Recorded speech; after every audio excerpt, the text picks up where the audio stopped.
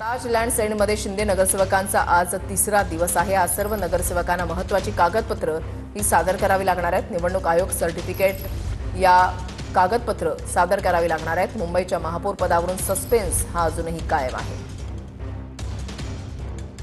गिरीश गायकवाड आमचे प्रतिनिधी अधिक माहिती देतील।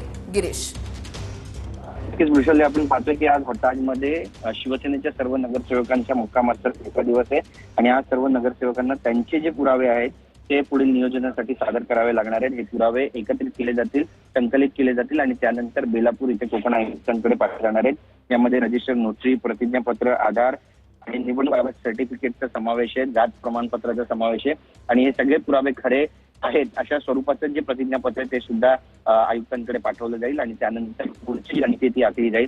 यांचा मुक्काम आज इथे या ठिकाणी वाढणार आहे का हे सुद्धा पाहणं तितकंच महत्त्वाचं आहे।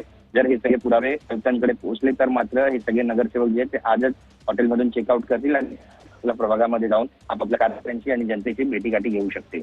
वृषाली, नक्कीच धन्यवाद गिरीश दिलेल्या सविस्तर माहितीसाठी।